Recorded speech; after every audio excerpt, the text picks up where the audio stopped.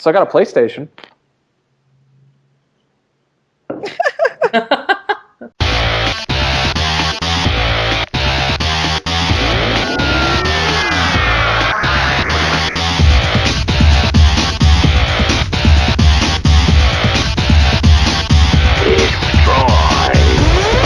Ladies and gentlemen, welcome to Podtoid, whatever number it is. I'm your host, Jim Sterling. I am a little bit poorly today, a little bit ill, like half of the fucking Destructoid staff. So I'm probably not going to be too noisy, which will be good, because at least for one person who left an amazing iTunes review, which I will have to read out in a few minutes. I'll have to bring that up. I only just remembered it, but it was amazing. But I'm here with Tara Long. Hello. Who is back with us after last week. She went to fight in the Great War. Mm-hmm. I'm back now. Yeah, and Max Scoville. Hello. Hello, everyone. Hello. Hello. Is great. And this week is... Sorry. Oh, fuck. This week is our Christmas special, so that's that. We won't mention Christmas again. What have people been doing this week? Working a lot. We're trying to get shows in before Christmas break. I want to kill myself. Yeah. I'm so like, I don't want to be here. I'm here until Thursday. I don't want to be here until Thursday. I'm angry. I'm currently in the middle of trying to do a Let's Play that's combining... it's trying to see which is a more effective Santa simulator, Saints Row or Skyrim, which is a really good idea in theory, except to make it like funny and time like well timed, it takes a lot of attention. And trying to pretend you're Santa Claus while playing Saints Row and recording yourself on a webcam is a lot more difficult than it sounds in your head when you're drunk, when you think up this idea in the first place. So yeah, I could never do. Like, I like the idea of those Let's Plays and that kind of thing, but I don't think I could do it. It's too much to worry about, having to try and be vocally entertaining and concentrate on a game at the same time. Well, it's good that a lot of people don't actually try to do that, you know? Because there's a lot of them who just have it they do it on a regular enough basis that it's essentially a podcast, you know? And they'll just sort of talk about whatever it is they're doing, but they don't really try and be that entertaining. It's a half an hour of them playing Minecraft or something. Whereas trying to make like an 8-minute video of me playing 2 different games in character is there's no real way to rehearse things in a video game. Yeah, kind of tricky. No, there is editing though. Yep, and Zach has to do that. It all comes down to that. That's what saves our lives. Yeah. What have I been? I played Metal Gear Solid: The Twin Snakes all weekend, which was fun. I hadn't played a Metal Gear game in like years, and it was a blast going back to that, even if it was the sort of Twin Snakes is the GameCube revamp with the really corny cutscenes where everyone is in the Matrix. Yeah. And I forgot how corny Metal Gear is just in general, you know. Yeah. Hey, Jim. Isn't that the game where they... Because it's been a while since I played Twin Snakes, but don't they take all the accents off the characters for no reason? Like, Psycho Mantis is no longer Russian, he's just a guy. Yeah, he's just kind of like, ah! Yeah, Sniper Wolf's still Russian. Vulcan Raven has sort of a clown nose. He's got like a weird little... Like, he looks like kind of like a Boston Terrier, as opposed to like a hulking, yeah, Eskimo guy with a badass machine gun. He's got like a little clown face, which is weird. But it's fun. I'm having I'm playing it on super easy, and I'm just like fucking with the guards, and which is like how I play. I like to play Metal Gear like that. And I got the HD collection on order, and I got Metal Gear Solid 4. So it looks like I am on my way to doing a whole, running the gauntlet of Metal Gear games. You are. I am jealous, almost. I would love that. Just all that Metal Gear Solid that I have not played. I've played them all. That sounds like a great week. Did you pick up Heavy Rain yet? No, I want to get that. I would love to do a series of Let's Plays of that, just riff tracksing it. I think that would be really fun. Yeah.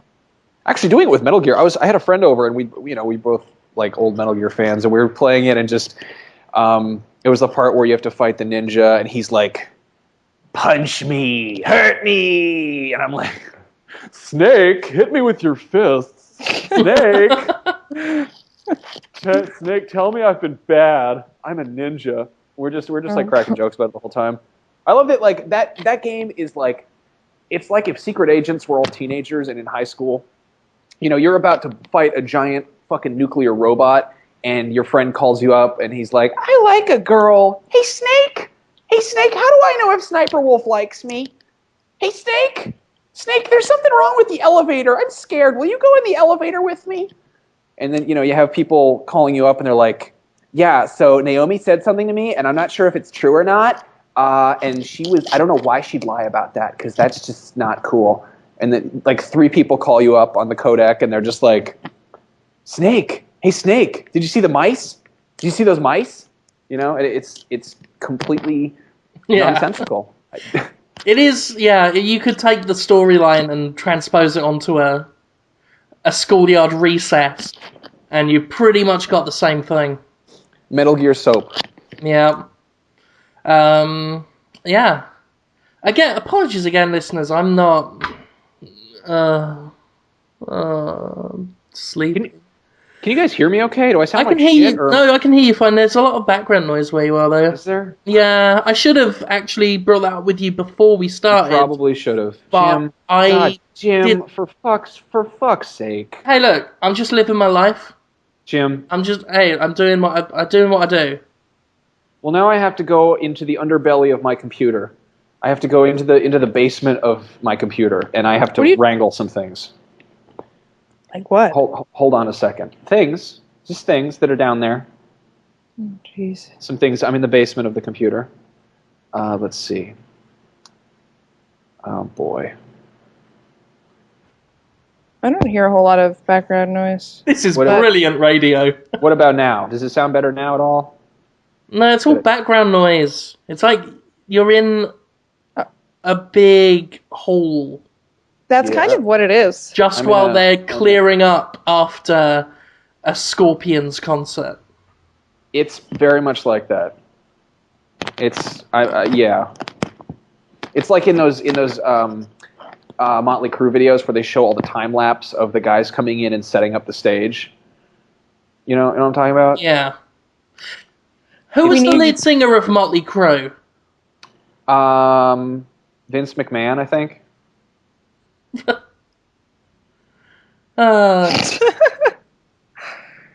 This is the weirdest podcast ever. Yeah, this is horrible. This is terrible. We need Jonathan Holmes' sweet voice to drown out some energy to come in here. I know. I'm sitting next to a mini fridge, and there's beer in here. I think I should just partake. Yeah, just go drink. I was tempted. Tara, honestly, I'm tempted to just go in that bathroom. Tara and I are about 15 feet away from each other right now. We just have to be in separate rooms because of the noise issues.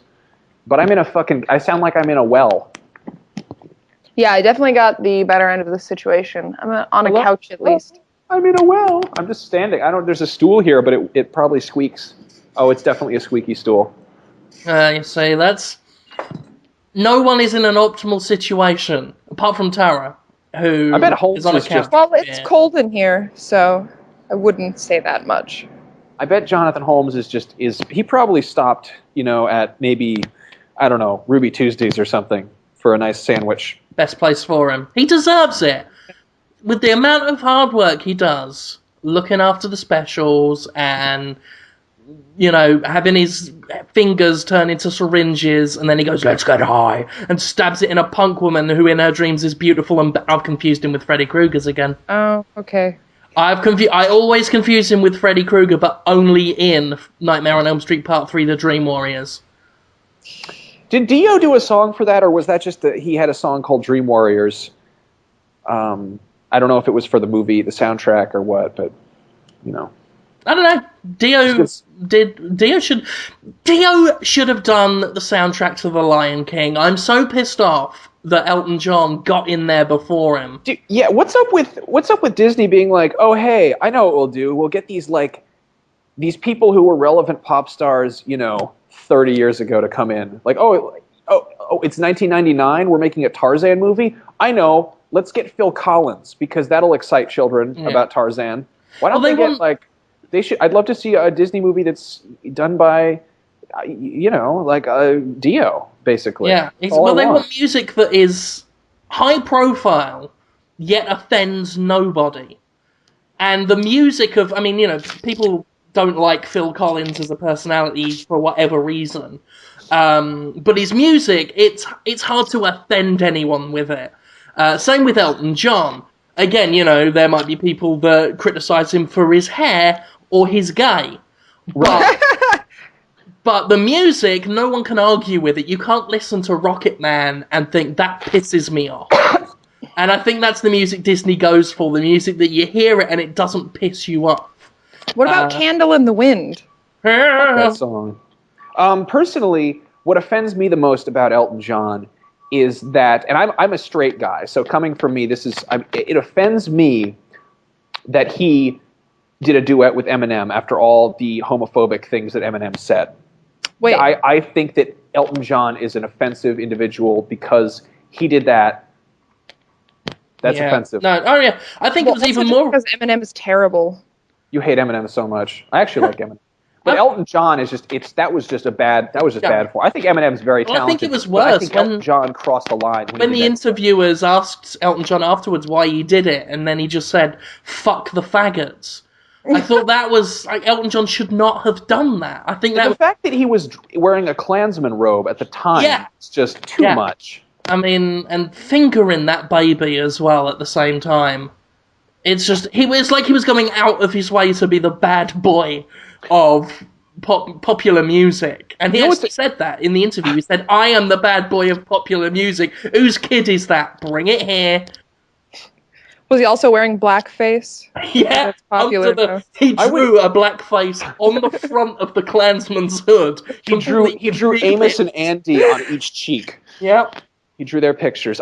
What's a fun thing to do? And he was doing Dave Chappelle jokes, right? But without the irony of it.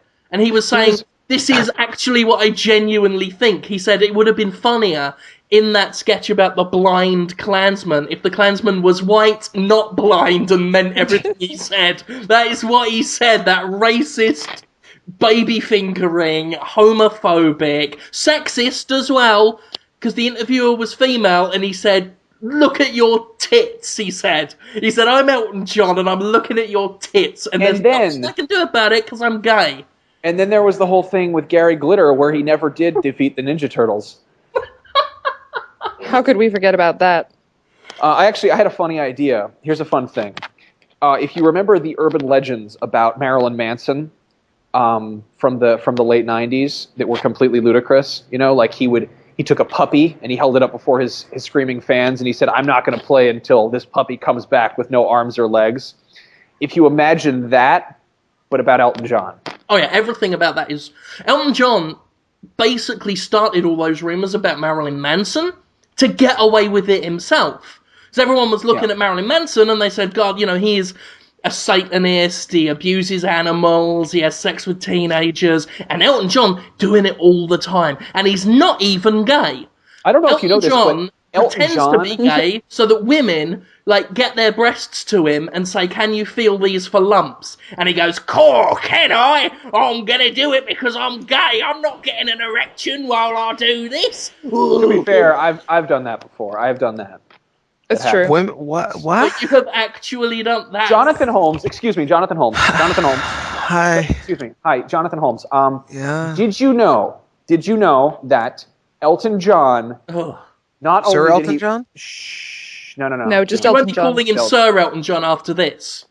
Whoa. Elton John, not only did he play Paul in the Wonder Years, he also had 2 of his ribs removed so that he could suck his own dick.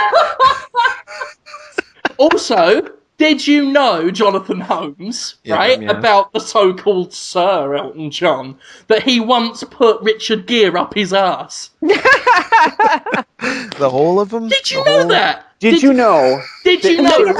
Did you know that? Did you know, right, that Elton John The so-called Sir Elton John, right? Well, who he's wrote a knight. the so-called Candle in the Wind, right? It's a good Right? song. Right? Yeah. Did you know? So-called song. Yeah, the so-called song on his supposed piano, right? Did you know he was driving the car that got Keenan and Kel killed in that joyride? Keenan and Kel got killed? In that Did you know? joyride in the 90s. Jonathan That's terrible. Holmes. I thought they were alive. I thought Keenan or Holmes. Kel was on Saturday Night Live. No, that was Elton John. Elton John fucking dressed up as Keenan and he dresses Did you up know, as Keenan, Jonathan Holmes? and he has a Jonathan, puppet for Kel. Jonathan Holmes. Did you know? Yes. Did you know that Elton John once ate so many little Kims that he had to get his stomach pumped? And Rod Stewart came out. 4 gallons of Rod Stewart in his stomach. Yeah. Did you know? Wow. Did you know, right, that Elton John, right, once poked Lisa Lopez in her left eye, and that is why it was funny. Lisa Left Eye Lopez? Yeah, he said, right. No. He said, right, you. I mixed her up with the you say. Is that what killed her? He was like, You are what I want to. you're one of them coloureds, and I am racist now. That is what he said. And then he poked her in the eye, and that's why she's called Lisa Left Eye Lopez. Because Did you know that the plane, Kel. Yeah? the plane racist then. that Aaliyah was on was I forgot she Elton existed. John? Yeah. She Did was you a know, Jonathan Holmes, did you know, right, that Elton John, right, the alleged singer-songwriter, right, did you know that he was the tunnel that Diana crashed into just so she could die and he could re-release Candle in the Wind and play it on TV at a funeral so that everyone in the world could watch him play? Not that I was watching because they were showing Back to the Future cartoons on BBC Two and I watched that instead. Did you know that? Have you ever been racially discriminated by Elton John, Jonathan Holmes? I am not that I know of. I don't think Actually, I have met Elton John. Jonathan, but- Why are you such a racist? Actually, guys, I didn't. I'm gonna have to bring this up. I've been trying to keep this I'm trying not to mention this because I've been trying to protect Jonathan. But I've been intercepting his mail, right? My emails or my regular? No, your actual mail. Oh, I did. Thank you for protecting me. Right. Has been writing in glue and then sticking his pubes on it, right? So it's pube words, right? He's been writing Eskimo fuck, right, on a piece of paper. Eskimo fuck? Eskimo fuck, because he's just being it's racist. ignorant about you. And racist. He's been so ignorant and prejudiced. He wrote Eskimo fucking pubes, put them on a paper, right? And then he's been mailing them to you once a week, apart from at Christmas when he calls you Yuletide Eskimo fuck, right? We've been tampering with the postal system so that you don't have to see this firsthand because Elton John is just a hateful man with his pubes. I was really angry. I don't know why. He is a hateful, spiteful coward, Jonathan Holmes. The weird thing about his pubes is they're perfectly straight. They look like cat hairs. That's awful. Did they stick out or did they just kind of lay? I tell you what, his mons pubis like a cat is tabby as well. He's got tabby pubes, and he cuts them out to write racial slurs against you because he is an ignorant man and a hateful man, and he's angry at himself, right, for his decisions in life, like, Kiki D, right, doing duets with her, right, and a duet with Eminem. Don't Go Breaking My Heart? Yeah, he's angry at himself for that song, right, because he doesn't like anger. it. Turned and outward. He is radiating the self-loathing he has for himself at other people, and you especially, Jonathan. I don't know if you guys, I don't know if I can recognize Europe as a country anymore after making Elton John a king, because that was just fucked Why up. do you think I left? Why did I was like, when they made him, right, the king of the Highlands, right? Just where like the high places, right? They made him king of the high places and the elves that live there, obviously.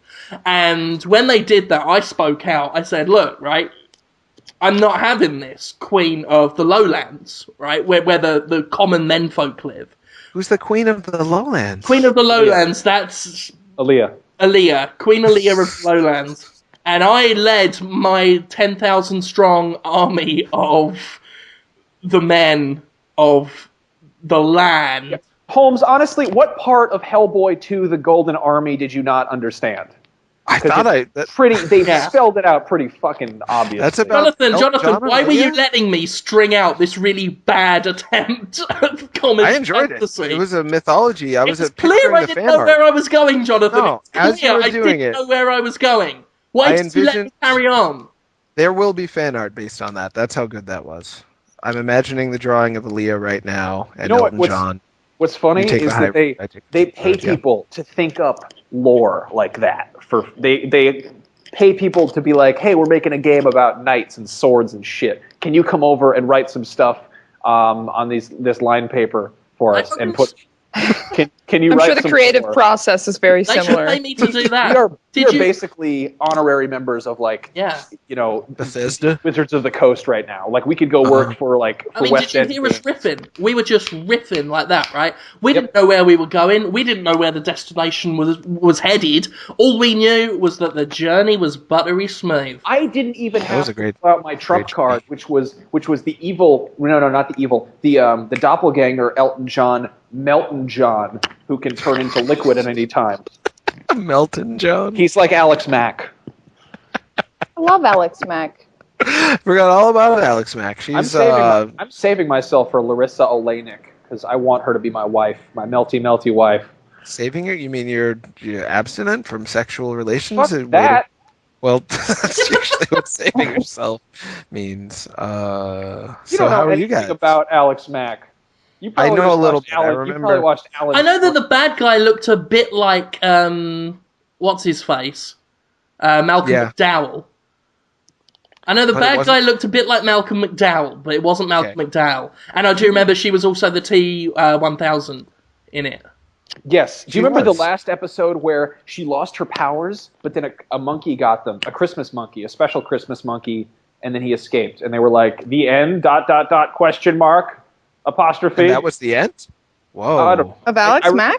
I'm pretty sure the last episode involved a monkey, but I might just be very wrong and incorrect. I will look into that. That sounds interesting. I like to know how TV series end. They usually pull something out that they couldn't have done throughout the remainder of the series because... you wait till you see what I'm pulling out at the end of Podtoid that I couldn't do until now. The final episode Do you know of I'm Podtoid? talking about my penis there, Jonathan Holmes? My testicles and my penis just all won't at see it. one It's a big radio go, show. like an inside-out chicken.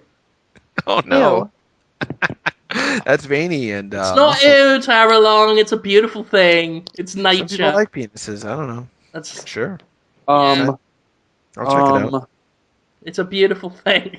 So what have I missed on the show? I mean, Jonathan, you've missed so much. Actually, Sorry, it was really shit until about 5 minutes before you turned up, and then somehow the energy came out from nowhere. I'm sick. I'm an unwell man. You sound Jonathan. good. I may not live to the end of this show. You sound healthy to me. I bet you're stronger than you know. What is it? What can I do for you, Max?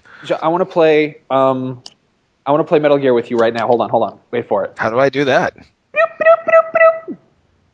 Holmes, this is Snake. Holmes, I have to be Holmes. So yeah, hi. I'm standing next to this thing. What do I do with it? Can you describe it to me, Snake? It's yellow and it's got gears on it. Whoa. Can you stick your hand in it? Oh! No, I didn't say you should. I'm just asking if you could. Oh, Jonathan, you've got it wrong. You know better than to ask Max things like that. The world is going to be nucleared now because of you. That is the ending of Metal Gear Solid, where Snake accidentally sticks his hand in a blender. Actually, Max, not to bogart your wonderful game, but I'd like to have a little round myself. Do it. We'll have a little go, right? Bleep, bleep, bleep, bleep. Jonathan, this is Snake. Hi, Snake. What can I do for you? Is it pedophilia or not? That's it, ladies and gentlemen. You heard it right. It's that time yet again for us to play Jonathan Holmes Is it pedophilia or not? The fantastic weekly game that everybody's talking about. And when I say that, I mean it's seriously scary. More than Willem Dafoe, more than anything else we've done. Jonathan Holmes, Is It Pedophilia or Not, is officially the most popular thing Podtoid's ever done. Yeah, it seems to be, isn't it? Keep doing it. I got a question. Okay. If a regular Gundam had sex with one of those little tiny sheepy SD Gundams, would that be pedophilia? Or would that just be like fucking a dwarf? Gundams don't have genitalia, so these are new genitalia endowed Gundams. Like a they have Gundam one that looks like a football player. Maybe. I think that's the gray area. I don't, because they're not human beings, and therefore you can't really apply the standards and rules, ethics of human beings to robots. But at the same time, it depends on who's pilot too and what their intent is. Yes, Jim. Yes, Jonathan Holmes, right?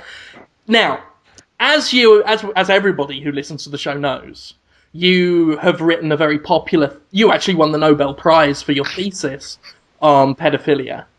Yeah, that's what they're giving out. I mean, you essentially. Sorry, see, this is me being ill. You actually discovered pedophilia, if I'm not mistaken.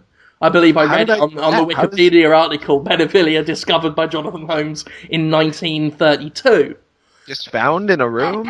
What's this? Well, you found a paedophile like frozen in ice. You found it. And you thought it out and studied it, and you discovered pedophilia. And obviously that became a huge craze that swept the nation and then the world. Nobody's blaming you. We're just saying you discovered it, and then people were like, oh, hey, I can fuck kids now, and then they fuck kids. And that's how... I have a good obviously question. You did. How I remember it. But I do... Actually, Max has a question, so... I have a question. Go on. Okay, so let's say you've got a lovely backyard, okay? And you get, in your backyard, you have a statue of Michelangelo's David, okay? Okay, yep. And you put that up there with the penis hanging out and everything, the little peanut there. And then next to that, you take some Rodin sculptures of children playing, and you put them right next to David, who is just ass naked, and maybe they're like naked cherub babies or something. Mm-hmm. Okay, right? They're just statues there. Sure. But then what if you sat in your garden masturbating constantly at the statues? It was all right until that point. Is that pedophilia or not, Jonathan? Well, yeah, probably. You'd have to get into the mind of the masturbator, which is something I often have to do. I don't think that's what you want to do. The mind of the master. That sounds like a fantastic... Of what you want to that would be a great Metal Gear Solid. Metal Gear Solid 5, Mind of the Masturbator. That sounds like an H.P. Lovecraft novel. Like, what if there... I bet there's H.P. Lovecraft's, like, evil brother who's H.P. Fuckcraft, who just wrote, like, bad erotica. David Duchovny's follow-up to the Red Shoe Diaries. Minds of the Masturbators. Big and small, fat and tall, throughout the ages. That would be a great... Why don't they do that on the History Channel? Minds of the Masturbators. What would it be like if King Henry VIII had a cheeky wank? Anyway. Jonathan Holmes. Yes. Jonathan, my friend. I got a question for you, my friend. I really didn't think that was going to happen. Right. Right? Jonathan Holmes, as I was saying, you've got a PhD in pedophilia. I really don't. I don't have a PhD in... I did not discover pedophilia. I know. But you've experienced it. Don't you do yourself an injustice. Don't you put yourself down. Tamara is right. You have first-hand experience. We should change the name of this to Pedoptoid. I've experienced with pedophiles. I mean, you've got a PhD. Right, so you have experience. Pedophiles, hairy doctor. To say I have experience with pedophilia implies a little bit more direct contact with either an adult as a child or a child as an adult. I don't know if that's okay. You are Dr. Pedophile. How does that? Oh wow, that's the worst. That's pretty cool. Like Dr. Doom. Like Dr. Doom. That's pretty cool. You can be like Dr. Doom, you know, like he's like, you know, Doom says do this. You can be like pedophile. Pedophile. I think it should be Professor Pedophile. That's quite good. Because he'd have like a big wig and big glasses and stuff, and you know, like a big cape. Yeah. I don't know what professors are. Yeah, they all. How about if you're ever near Doctor Strange? Doctor Strange? No, P Doctor Strange. That doesn't work at all. Yeah. What about here's a funny joke. If you're ever near a computer, open up Adobe Reader, and then you can see all the pedophiles. I don't get it. Because Adobe Reader is for reading PDF files. That was quick That's thinking. quite good. Yeah. Okay, anyway, Jonathan Holmes. Right. Yes. Let's move away from your pedophilia research. Oh, good. Yeah, let's move on to your pedophilia answers. What it? How about the name Doctor Strange Pedophile? Yeah. That's not my name. Jonathan. How about Jonathan the Strange Pedophile Holmes? Okay. So not a pedophile. Jonathan S.P. Holmes, right? Oh, okay. As you know, and as everybody who researches the subject knows, pedophilia isn't about sex so much as it is about power. Okay? It's a well commonly accepted thing, you know, that it's men that want to flaunt power. You're thinking of UFC. That's not about sex, guys. Honest. When I'm rolling around down there with that muscular man, it's just about power. Oh, I had a thing. So if you guys, you got a thing? Is it an urgent thing or is it? I almost leapt out of bed last night to go find a notepad because that's how important this thing is. Whoa! I don't think we should waste any time on this. Do you want to hear this thing? Hang on. Jonathan's trying to get out of pedophilia. Hold on a second. Okay, this is a really good segue out of this. No, because I haven't asked my question yet. He's got one. I'm trying to lead up my question. I want to hear your question. I got out of bed to write this in a notepad in my paedophile book that I've got. Right? Because I know that Max has something cooked up, and I want that to have its own dedicated section. I've got a game plan. Don't you worry. Right, you're structuring. I've got my hands are on the wheels of this show. But anyway, pedophilia, right, is more about power than sex, right?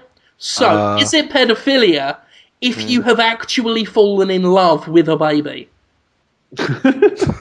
That's what I want to know. I've been really like you're in love with the baby. Like you don't even want to fuck it, right? Yeah. You are like just deeply in love with the baby and you think about it like every time you think about it, you think of like Lady and the Tramp and you're eating spaghetti with the baby. What if the baby is your baby too? It's that pedophilia if you are in like deep love with the baby. I think that actually happens to some people. I think they are attracted to the childlike nature, maybe, of kids. And it's like it's not even that. Like you're in love with the baby on a personal level. You're not in love with babies. Just this one baby. You love the way it laughs. You love the way it poops its pants. Yeah, you love the things it tries to say. You love the way it holds its own foot. You know, you just those little foibles in everyday life that make relationships worth having. And except obviously with a baby. So Jonathan Holmes. All right. And you don't want to have sex with it. In fact, you want to look after that baby until it's 18 or 16 in Britain, and then you want to sweetly break its flower. That's exactly how Twilight ends. Except it's it does. This is That's what's fucking scary. I am actually writing I'm writing a book called Twilight 2, but with all the vampire stuff taken out, so it is just an old man trying to have sex with a kid. In fact, if you take vampires, I think what that Stephanie Meyer woman did, right? Well, she didn't write Twilight so much as take Lolita and just write the word vampire like every other sentence. Well, they are old. Those vampires. They are. They look like teenagers, but psychologically, it's okay so long as you look like a teenager. So if I like wore a T-shirt that said "bodacious" and had tie-dye shorts on and a baseball cap backwards, would it then be pedophilia if I had sex with a 12-year-old? I'm just going by Twilight logic here. Do you want me to answer your old question about the baby, or what should I do? I'll do whatever you want. Just tell me. Okay, wait, I got one. If you took okay. When Demolition Man, when he has sex with Sandra Bullock, is that pedophilia? Because he's like 117 years old. Yeah, but he's really old. Yeah, he's just old. If anything, she's engaging.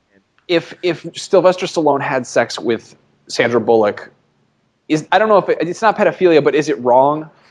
It is wrong, right? No, it's the word. The name is escaping from me for people who only want to have sex with old people.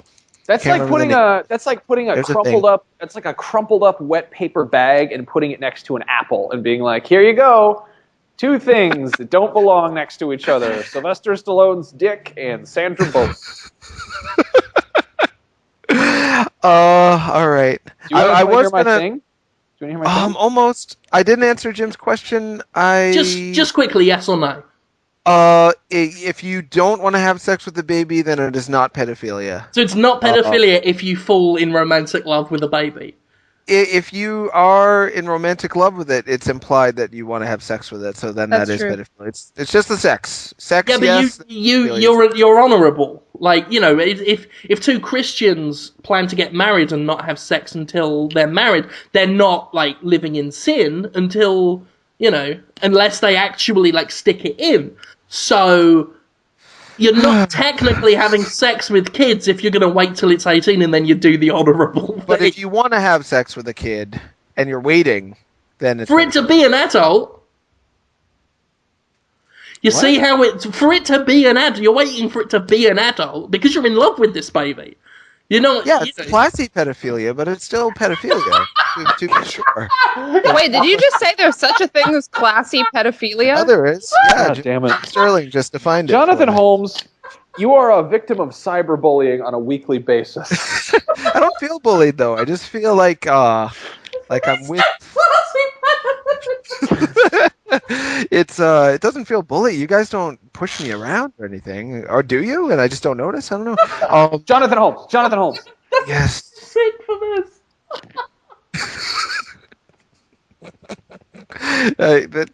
I call him how I see him. What can I say? Snake, it's Master Miller. I'm calling. I have some new facts about mice. Does he ever wear shirts, Master Miller? Like shirts under? I'm in my apartment. I'm naked. You want to Skype? I'm glad you've been playing. My subscription to Zoo Books just came in. Did you? Zoo Books. You know what is a very common form of pedophilia? Oh my god! I was actually thought we were done, but no, I know it's a subject that's dear to your heart, Jonathan. So, what do you want to tell us about pedophilia? And I saw this a lot. I was the counselor at a very expensive summer camp years ago when I first got out of college, and it was for young adults or preteens, like 12 to 14. And at that age, the women, if you can call them that, the girls, the 12 to 14-year-olds, often are pretty much done physically with the whole puberty thing. You know, they all just look like Britney Spears or Christina Aguilera. Gotcha. Grass in the field, play ball. Right. But the boys they all look like, they look like 10-year-olds. Their voices haven't changed yet. They've got a little peach fuzz under they're 4'5", they're 4'10", and the girls still make out with them. They're like, oh, he's so cute, and rub the top of his head. Yeah, because the girls just hit puberty, though. Yeah, but they're making out with, Webster, basically. Yeah, I mean, that's all there is at that point, unless you want to go for an older gentleman. Sure. Yeah, but Jonathan, were you just... This just sounds like you're jealous. No. It sounds like you were like, well, why are they kissing them when there's a real man over here? Jonathan Holmes, I have a question. No.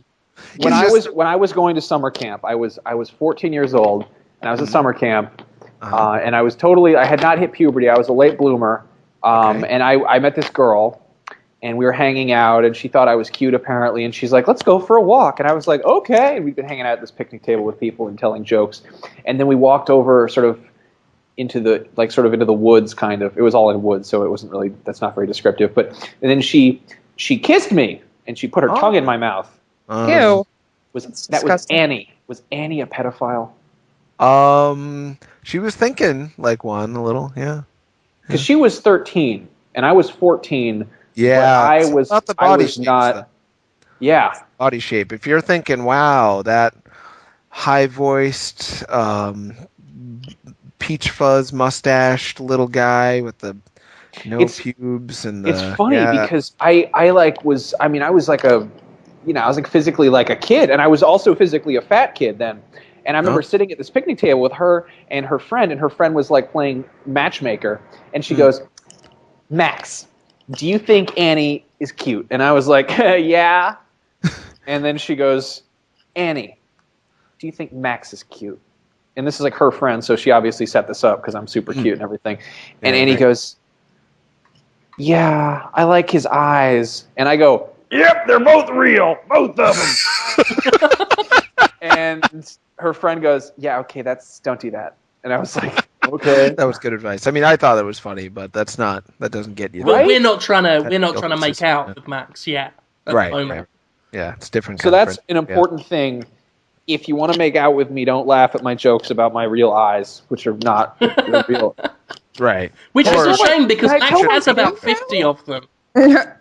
About real eye jokes? Yeah. Okay, I'm really excited about my thing. The pedophilia thing was it's only supposed to be a section, but it's taking up more and more of the show, which is probably a problem. In fact, one of the listeners did ask Jim, why do you talk about pedophilia all the time? Yeah, our podcast it's like if 4chan and NPR had a baby at this point. It's really... Yeah. Are people still listening to the show though, Jim? Or have we the listener numbers are up. They slow and steady going up. Oh, they are? Oh, good. They are significantly up from like the old Podtoid, like the different cast. They had a big bump up. And then it's been gradual increase. And they've been going up. People like it. They fucking dig it. That's great. I'm hearing more people say, I just heard of Podtoid like yesterday. And thanks for being on the podcast. I'm like, oh, thank you for listening.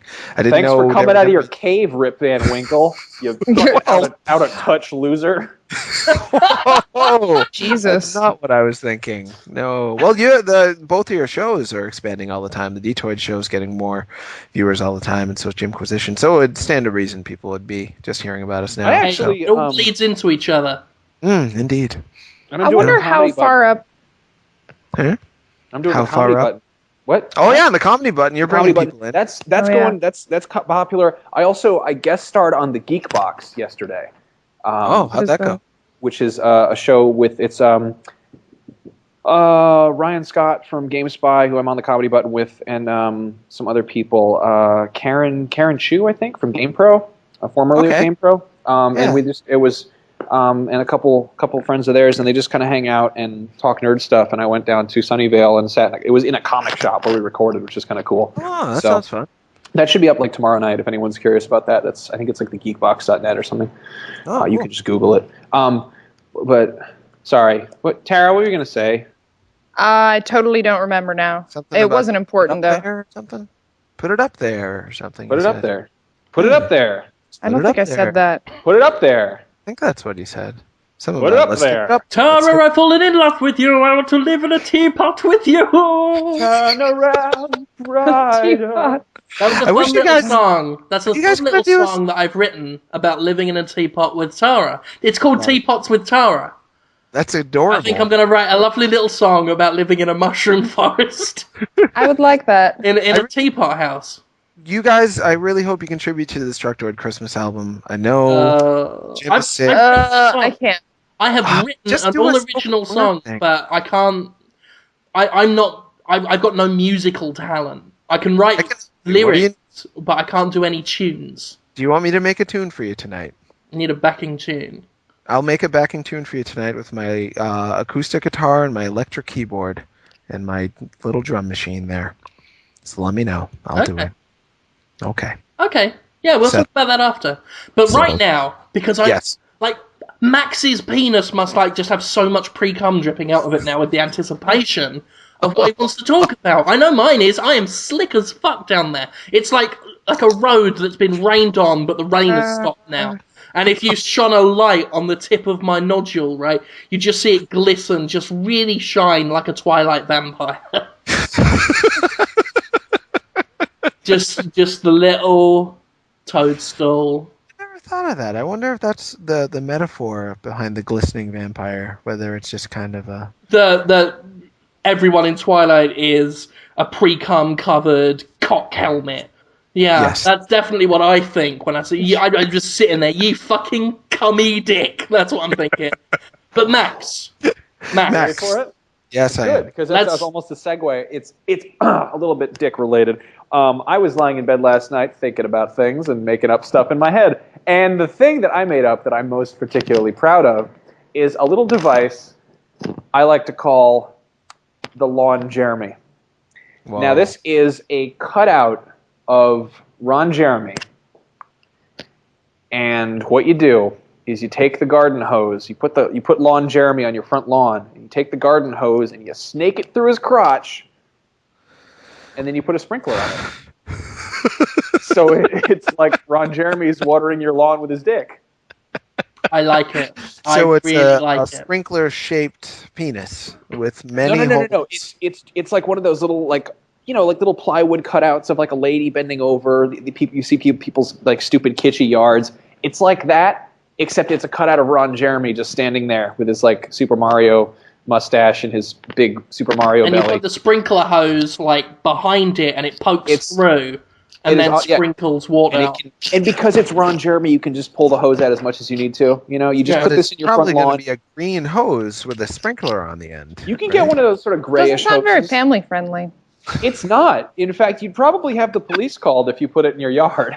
Oh, I don't think so. But it's very funny. It's good. It's like, promote a healthy green garden and have a laugh. Have a bawdy laugh. Exactly. And, people get those things where they wind up their hose and they, by the side of the house.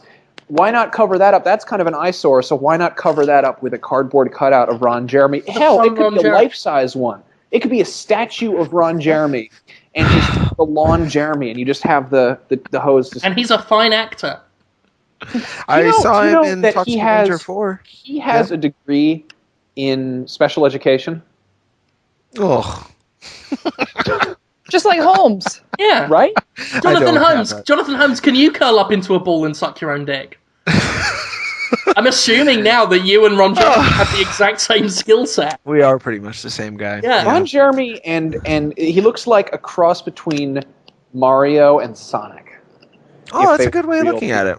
Wow, what a fun idea. You should hit them up. He's dressed up like Mario before, and his porn nickname is the Hedgehog. So yeah, he should be in the next Mario and Sonic go to the Olympics thing. He should show up in the background. How great would it be if there was a game where they teamed up, and at the end, at the end of whatever Sonic, when he turns into Super Sonic, what if at the end of that, Mario and Sonic crashed into each other, and then all of a sudden on the TV was just this live action picture of Ron Jeremy just standing there, ass naked except for a pair of red running shoes, painted completely blue, but he's wearing Mario's hat. Fantastic. I'll tell you what, that's Game of the Year. Yep. That would be... I thought maybe we should talk about our Game of the Year, or Destructoid's Game of the Year. What do you guys think about that victory? For those who... Because there are some people that just listen to Podtoid and don't even know Destructoid is a thing. Sure. But Destructoid.com is the website that we all work for, if you've been listening for the past 30 episodes and didn't know. But we have jobs. Yeah, we actually do more than this, thank Christ. Because I think we'd all be in the garage in our cars with a hose just pumping carbon monoxide in there if this is all we did. I love this, actually. This is my favourite part of my job. Hanging out with my family, my children. That's right. These are my children. What was I talking about? Ridiculous idea. Game of the Year? What our Game of the Year was. Destructoid's Game of the Year. Portal 2 is officially Destructoid's Game of the Year 2011. I was surprised by that, but certainly not disappointed. I think it's the one game that because we have such an eclectic, diverse staff. You know, there are games that I absolutely love that Maurice Tan hates, and then there are games that Tony Ponce likes that I can't understand. And we even have pretty similar tastes, but there's still some stuff that he likes that I'm just... And you and I, Jim, we like different games, but everybody likes Portal 2 at least a little bit. You can't have not like Portal 2 a little bit. Yeah, because I know I voted for it on my... I didn't really vote for any of the other games because I didn't like most of them that much, but Portal 2 I gave some points to. I mean, the Game of the Year stuff it's usually always a controversial thing. And I think most outlets are looking to give it to Skyrim, or some will do Skyward Sword, and they're always going to be like obvious yet controversial, and I think the most controversial thing about Portal 2 is it's the least controversial choice you could do, and yet it's still like really surprising. It's like, oh yeah, that game that's perfect, that's brilliant, and I think I defy anyone to be unhappy with that. I think it was a great choice. I don't know anyone. Most of the people on staff wouldn't say it was their favorite game of the year, but I think everyone on staff said it was one of their favorite games of the year, and that's as good as you can. Yeah, that's as good as you can hope for a consensus vote, I think. What were we going to say, Tara? I was going to say, actually, so funny story. My boyfriend heard that Portal 2 got Game of the Year and was like, "Oh, this is such bullshit, blah blah blah." He obviously thinks it should be Skyrim, and personally, Skyrim is my personal Game of the Year, but I do think Portal 2 was a good choice just because it has such universal appeal. It's like the ultimate compromise, really. The thing is, like, you're kind of comparing something that's short but technically better to something that is massive. And I think that something that is as massive as Skyrim should be allowed to have certain bugs, Mm-hmm. Sure. But also, at the end of the day, it's a fantasy game. And something like that is probably not as universally appealing as, a puzzle game with some cute characters. I don't know of Skyrim. I haven't played it enough to say, but I don't know of it to be as kind of a genius work of actual level design and see that's what design. I feel like it is, though. Like, right. The first time I played Skyrim, it's like it was completely different than playing Portal 2, which I really enjoyed. But Skyrim introduced me to things that I'd never seen in video games before, and things that I had never expected to experience. And I'm sure some people, played it and thought it was boring and whatever. Mm-hmm. But that would have been my personal pick. Yeah, I mean, Skyrim's my Game of the Year as well. But I'm absolutely not. I mean, I wasn't upset with any of our choices, any of Destructoid's nominations. I mean, not that I'd be upset anyway, because it's a fucking Game of the Year on a block, But I could find no way to argue with any of the choices, What did we have? We had Skyrim, of course, Portal, Dead Space 2, I think, got on there, which impressed me. I'm always impressed to see a game from January get on there. Portal was February, I think, as well. Batman, Arkham City, fine game. What else was there? Deus Ex. Deus Ex. Which ended up getting third.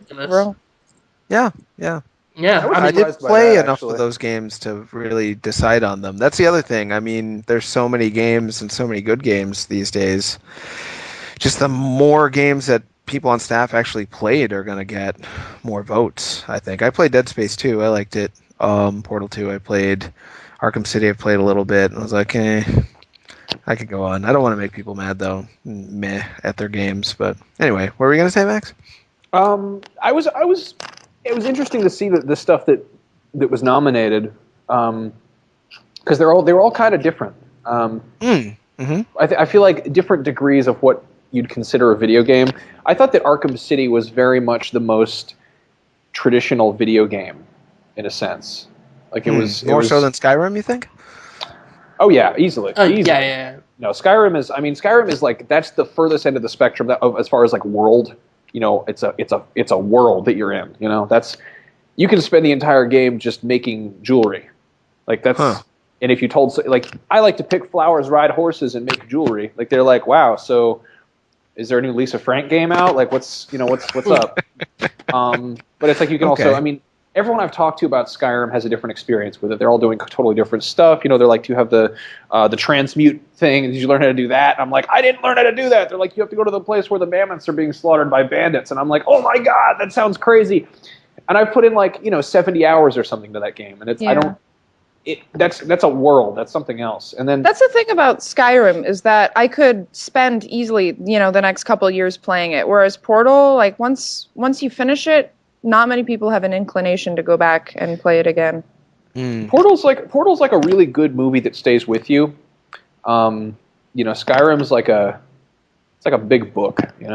It's really, you can spend a lot of time in there. It seems more like a country that people just go to, as opposed to... It's a place. Yeah. Yeah. But Arkham City, it's funny because I remember playing it and just being like, you can kind of see the logical progression of games from days of yore, where you're like, oh, like, it's playing like old Batman platformers and looking at how that's progressed into this. And obviously they've improved everything, and it's an amazing, huge game. But, you unlock different weapons, and there's like a certain order you're supposed to do stuff. And, there's a part where you fight a shark. And it's kind of like, this is, I could see this being kind of demade into a platformer, and it would still work. And then, Deus Ex is kind of, I felt like that was just kind of embellishing the original game. In terms of structure and stuff like that? Yeah, they played it pretty safe. I like Deus Ex, and I never really got that much into the original.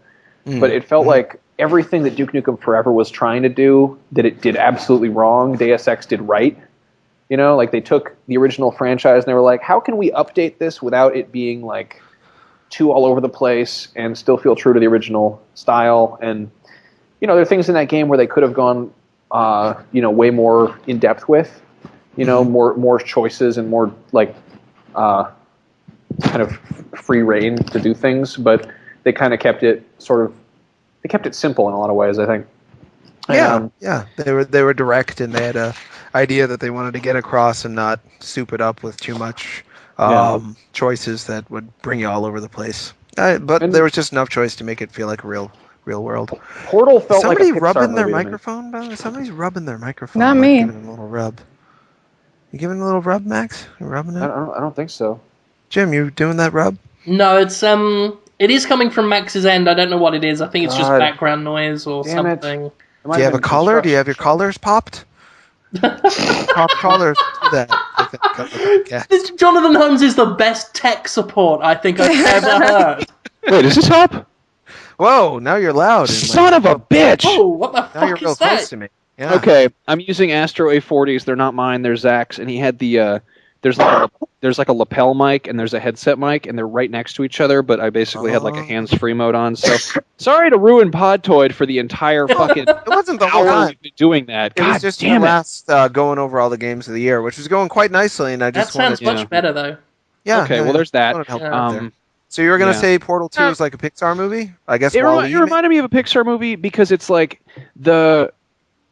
it's really kind of heartfelt, and it's pretty much anybody could appreciate that. Like it's not there's nothing like too edgy in there. Like it's not violent. It's kind of like it's very character oriented, and at the end you kind of feel good. And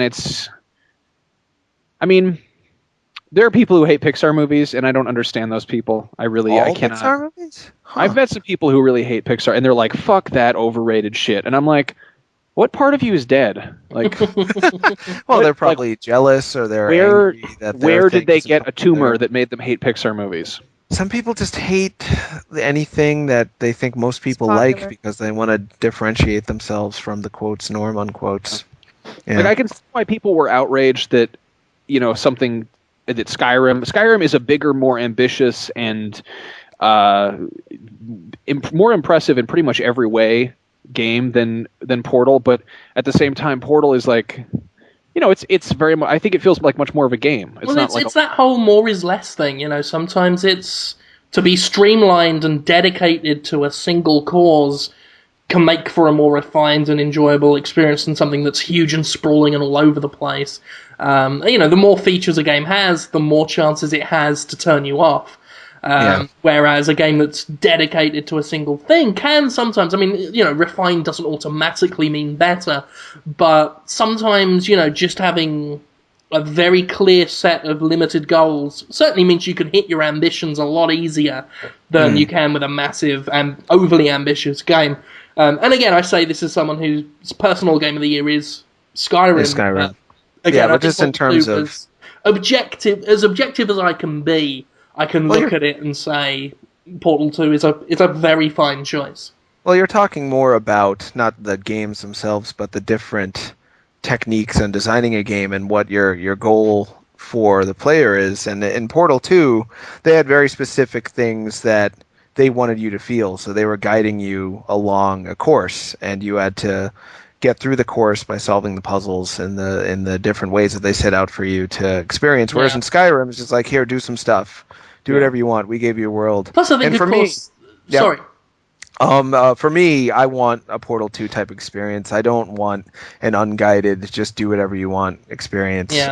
Most games, it's just not the type. And I think the very strong personality that Portal 2 has, because Skyrim does have its own atmosphere, its own world, its own characters, but because it is so open, in several ways, it has to be a bit more inflexible, a bit shallower in terms of personality. Just so that, to give it a uniform, wide, open sense of exploration and what have you. And, of course, because they're using a tool set which is more about replicating identical movement, character animations, AI patterns and things. Just because you have to for a game that long. You can't handcraft the AI of thousands of characters. Sure. So, in a way, that the sense of personality kind of, you don't get it so much. Whereas, again, with a smaller game and with fucking genius writers like Eric Walpole and Chet Palizek doing the script, and of course Stephen Merchant and Ellen Page. Ellen Page. Thank you. That's dreadful of me. Providing fantastic performances. It's a fucking funny game, and that's such a rare thing to see. It's a genuinely funny game that isn't wacky or zany, but is actually smartly witty. To have that be a thing, and comedy appeals to everyone, unless they're the kind of people that hate Pixar films for no reason. Inhuman monsters. If there are two games that I like. When I see my mom for Christmas, I want to show her. I want to be like, hey, so you remember video games? Because she doesn't pay attention to video games. She doesn't know shit about video games. And she always kind of, lump them together in that sort of mom perspective as things that have violence and bad stuff in them and makes me not want to go outside and get exercise. That kind of... and I want to be like, hey, so here's Skyrim. That's the fucking Aurora Borealis. I can pick flowers. I can make potions. I'm going to ride this horse up a mountain... sideways, it just I want to be like, here's what. That's Christopher Plummer doing the voice there, and she's going to go, oh shit, and then I want to show her Portal 2 and be like, hey, so here's a game where you go through walls and have to figure out how to use this totally, like space age. I mean, I just love the concept behind Portal. Like someone thought that up. They were like, what if you could walk through one hole in the wall and come out another, and you'd have to use that combined with physics to solve puzzles, which is just... And then what if we had Stephen Merchant talking to you the whole time? Like, that's...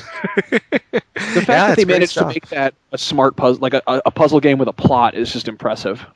Oh, yeah. It's always been, more so, of course, than Portal, which did have a plot, but it wasn't as interwoven into the gameplay. Whereas this, the blend of gameplay and plot at the same time, it's nothing short of remarkable.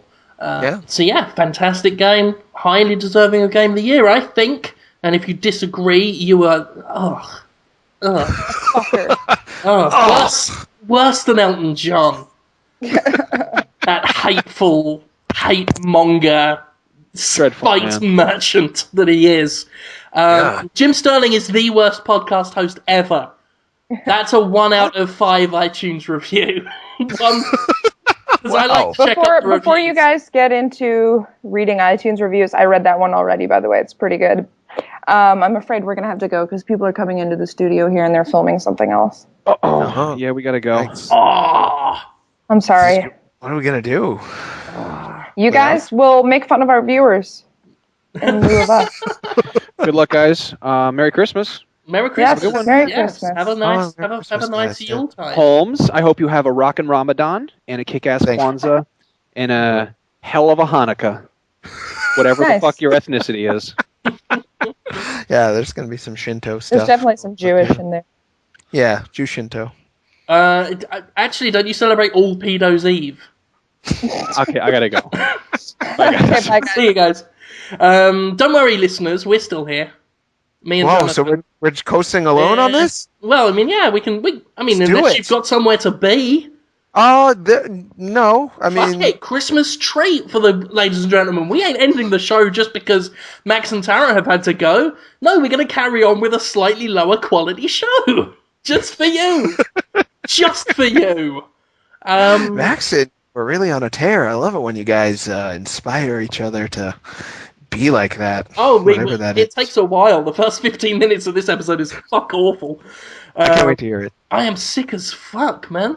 You don't sound it. You sound great. Like I said, it's once you great. get into the podcasting thing, you kind of the energy, the backup generators take over. Maybe they should have got Terry Schiavo to do a podcast. Then maybe she'd have woken the fuck up. But we'll never know now. We'll never know now. That's between us did she die? and science. Probably. I don't know. No one talks about her anymore, so she must have. Unless they just got bored with like American culture does, right, guys? Well, they do on the news, sure. Yeah. You know what I'm not bored with? What's that? Watching Theatrhythm Final Fantasy videos. Oh god, that game. I am really... I still stick by what I said. Fuck whatever that guy from Kotaku said. Theatrhythm, Final Fantasy... He said it looked like shit. Someone did. Okay. But Theatrhythm, Final Fantasy looks like, and I've said this twice now, so I'll say it for the third time, looks like the best Final Fantasy game in years. Yeah. Yeah, I'm totally down with it. That last video that came out that shows you fighting dudes to the Sephiroth theme and then going back and re-experiencing experiences from all the different Final Fantasy games and then going through the new quest mode and stuff like that, all to the best part of the Final Fantasy series. The only thing that's consistently good for me, with or without Sakaguchi, is the music. Nobuo Uematsu makes every Final Fantasy game worth at least playing to listen to it. And they're taking the best thing about Final Fantasy. Well, I mean, not anymore. I mean, they had the... In fact, I wanted to point that out, because I watched the last Theatrhythm trailer, which took us basically on a chronological journey, showing us a selection of stages. It's a music rhythm action game, like Elite Beat Agents, for those that aren't too sure what it is, on the 3DS, and they showed all these Final Fantasy songs, brilliant ones. Fucking obviously they had One Winged Angel, heaven forbid we don't. They had the Final Fantasy IX main theme, which is, I love Final Fantasy IX. Yeah, I was loving just the nostalgia of that game.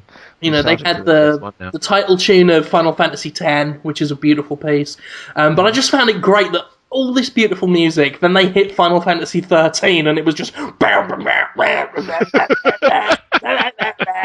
I just thought that right there is Final Fantasy in a nutshell. Just all this beautiful music, then along comes Final Fantasy 13 to shit on the carpet and kick the door on the way out.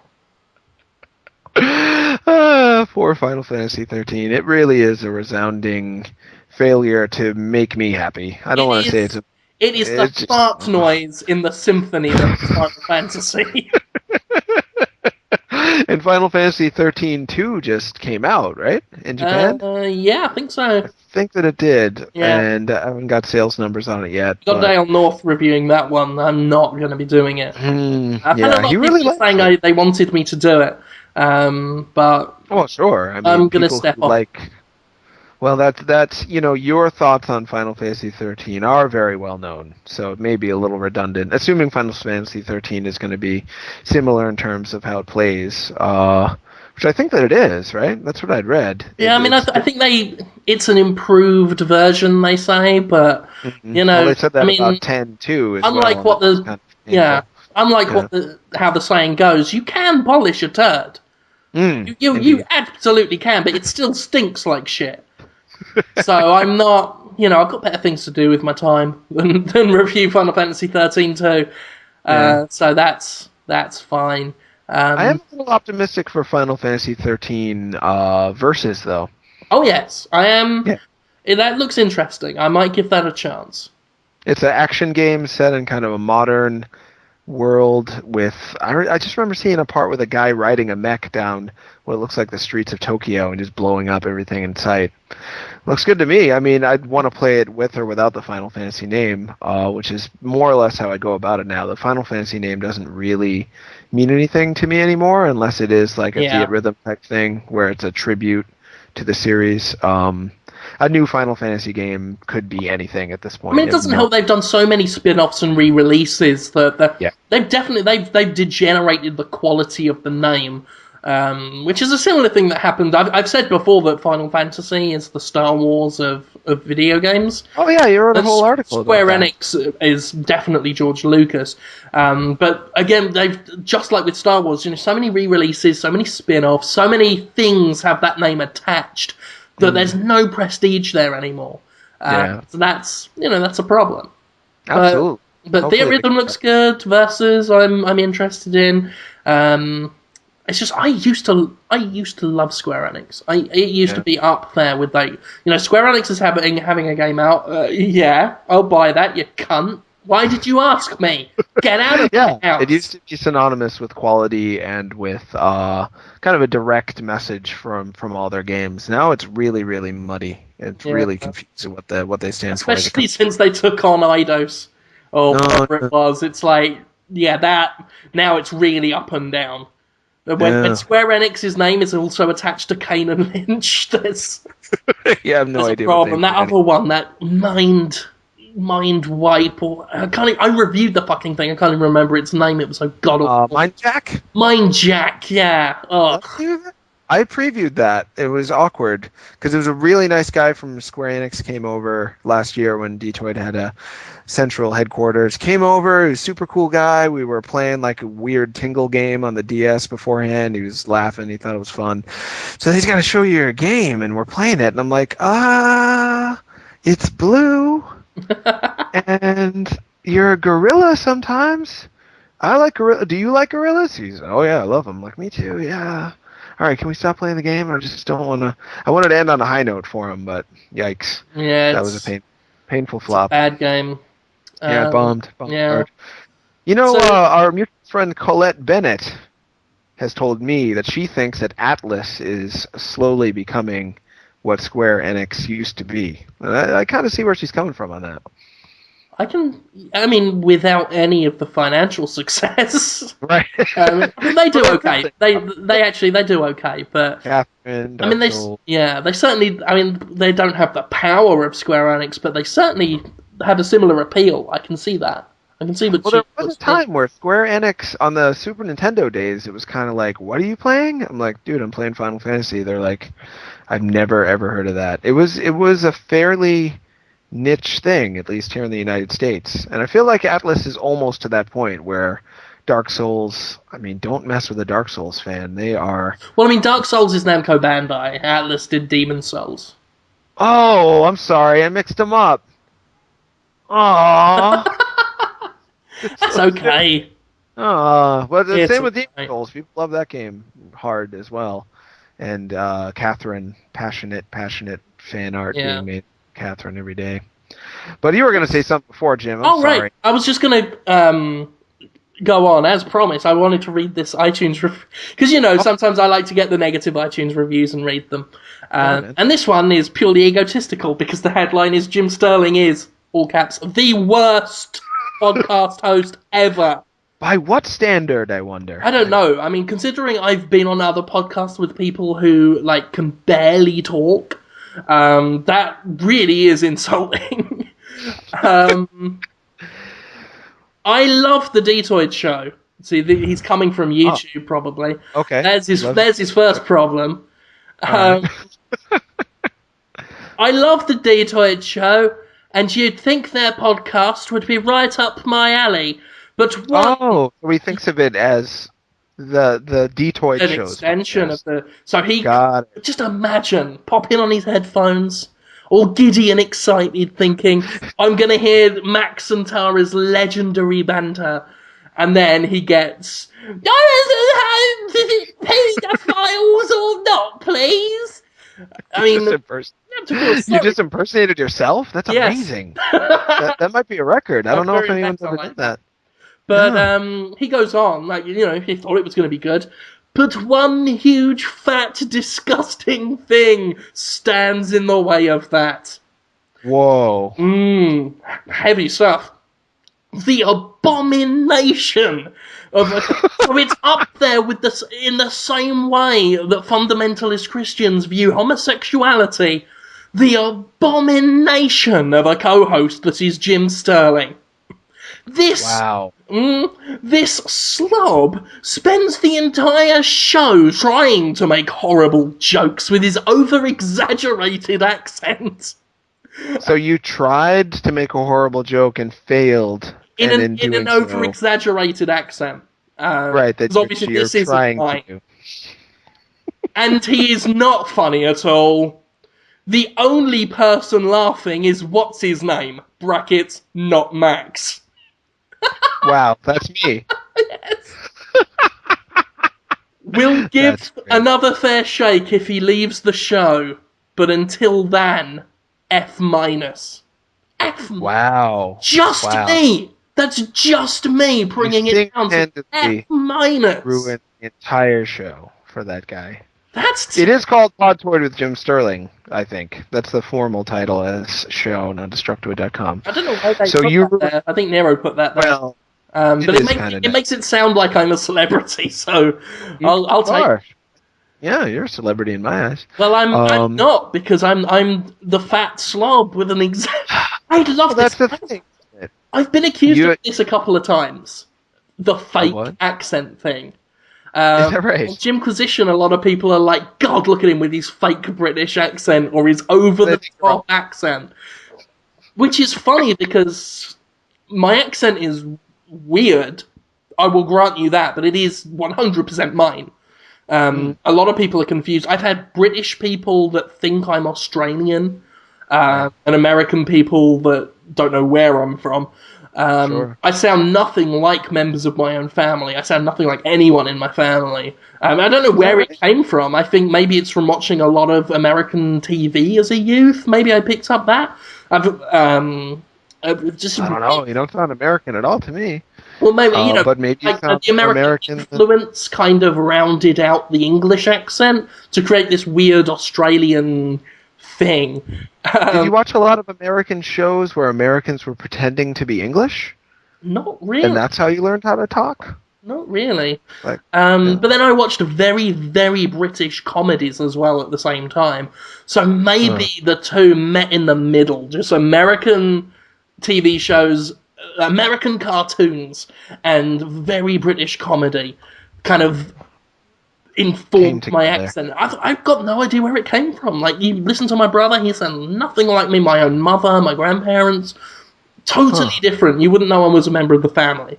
But yeah, it's a weird accent. I'll grant you. And it's gotten a little stranger ever since moving to, Mississippi of all places. The accent's kind of, it's retained. I've retained the accent, but it's gotten a little quirky in places. That's great. But yeah, I mean, people have said that a lot. Like, they think it's fake or exaggerated in some way. But I do just talk. I mean, obviously, I will speak exaggerated sometimes when I'm going, Sure, we all talk different depending on the situation. But yeah. So that guy, wow, his level. The thing about being a celebrity, Jim, and you are a celebrity. A celebrity is not a celebrity. Oh, the celebrity is not the other guy who's not Max, who is me. The celebrity is the one who inspires the intense emotions on either side of the spectrum. And we get emails sent to the tips line, the Destructoid tips line, saying, "Attention, Jim Sterling." And then not a short tip, but a long, passionate essay about exactly what Jim Sterling should say, and only Jim Sterling, saying this is for Mr. No Bullshit Jim Sterling, the greatest video game journalist ever, who's innovating and changing the way people think about video games on a daily basis. This is exactly what I need you to say, Jim. No one has said that. I want to point that out right now. I've seen that written. Because as soon as people hear someone say that, then they think, I've got to knock him down a peg or two. He's got too much ego, which isn't true. I think I've said on Podtoid before, I'm rubbish. But people absolutely love you. And then on the flip side, of course, people absolutely hate you because you're actually doing something. And when you actually do something, you're going to inspire the people who stand for the opposite of that to be really angry and want all overweight people or British people to not be on podcasts because they hate the sound of the way they look. Is that what that guy said? He was talking about the way you look. How does he know how much you weigh in a podcast? Jesus Christ. Yeah, I am actually not, I mean, because a guy actually, I've been getting weird messages from a Podtoid fan I think he's drunk all the time, and he was like, are you fat? You don't sound fat, which is true, I do sound like a little girl, but I don't know how that... Because if I sounded fat, if I was like, get me another turkey leg, like, then I could understand how my being fat and disgusting affects the podcast, but the sound of the podcast, yeah. But that was fun. I found that funny, and I thought I'd share.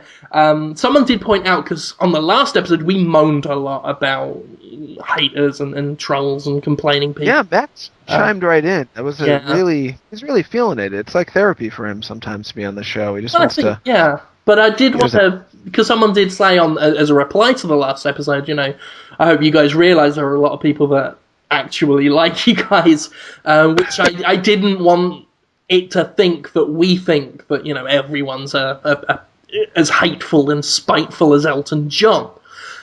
We do know that that one negative review is nestled between just a ridiculous amounts of 5 out of 5 reviews, like 5-star reviews, couple of 4-star reviews. I'm a bit disappointed in those people. I just wouldn't bother doing a 4-star review. Yeah, well, I guess they think it's true. Yeah, I don't know why you guys fucking bothered to do that, you utter snakes. But I'm joking. Well, the iTunes world is kind of an all or nothing. 4-star people are like, The 4 stars are just as appreciated. Yes, thank you. But no, we got a lot of fantastic reviews. I love reading the positive iTunes reviews, and I love getting the comments on dtoid.com and via Twitter and Facebook and all that stuff. They are all read. Like I will read every single positive comment, and I appreciate it a lot. I think it's absolutely fantastic. So thank you for doing it. It is much harder to respond to positive comments though, without saying thank you. That made me feel good. I mean, that's sometimes all you can say. Whereas a negative comment, yeah. What can you say sometimes that either doesn't sound I agree. I am great. I'm glad you noticed, or just gushy. So if you don't want to be emotional in a comment, it's hard to respond to a positive one. Whereas a negative one, it's very easy to just reframe what you said or try to stick up for yourself. It comes a lot more naturally without having to load it with a lot of feelings. And it's, human nature is to respond more to negativity than positivity. I think it's just that defense instinct, you're attacked, sure, and you attack back. Right. But, I always make an effort to try and return emails and private messages. I don't always, just because, I am constantly doing things, but there's about 3 emails I've written to you. Not as a fan. I haven't written a fan letter to you. No, actual work. Yeah, just like, Jim, how about this review? And I still don't know. Yeah, I do apologize. I'm terrible. Absolutely. That's okay. Well, it's not. You're doing several. You're doing at least 3 jobs. 4 jobs. You're a podcast host and organizer and editor. You are a video host. You are a reviews editor, and you're a news writer. And you probably do more stuff I don't even know about. So, yeah, you've certainly bitten off a lot. Oh, wait, that wasn't a fat joke. I'm sorry. Did that sound like a fat joke? Oh, look at my fat tits. They are massive and hairy. Suck on them. More people are emailing me pictures of myself when I was fit. and saying, "What happened?" And I masturbate to this picture, but I don't masturbate to your new pictures. Can you do new pictures where you look good so I can masturbate to them, sir? It's a funny thing. It's a funny thing to be told. It's a compliment and an insult at the same time. Compliment, insult. Yeah.